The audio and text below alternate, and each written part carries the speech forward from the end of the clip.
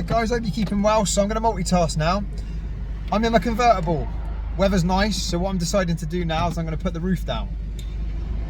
I've just got this new hair system done from Hair For All, the guys at Hair For All. I had Danny the barber doing it. Absolutely fantastic lad. Does a really good job. I don't know if you can tell with this one though, but it's got like blonde highlights in it. It's something that I've never had done before. So yeah, loving the system so far. Really, really good. What I'm going to do now is I'm going to cover maybe a little bit of a concern. I don't know whether anybody's concerned about this before. However, I've never even thought about it till now. I'm going to basically try and drive down the dual carriageway legally with the phone in the cradle, 60 mile per hour, and see whether the hair system survives it. See whether it lifts, because yeah, I think that might be something to worry about if you've got a nice hair system on top of your head. You go down the dual carriageway or the motorway and your hair system flies off down the road.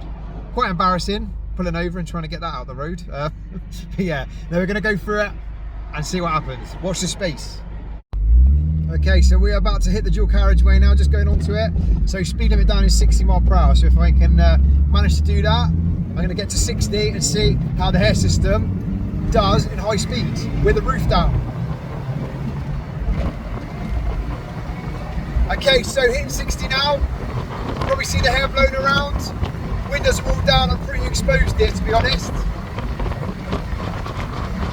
I'll sit my head out the window.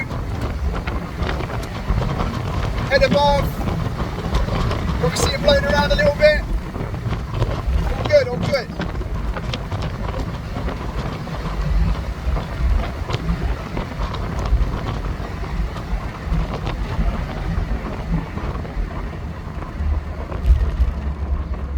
Yeah, so I don't know if you can tell there, watching the video, hopefully you could hear me.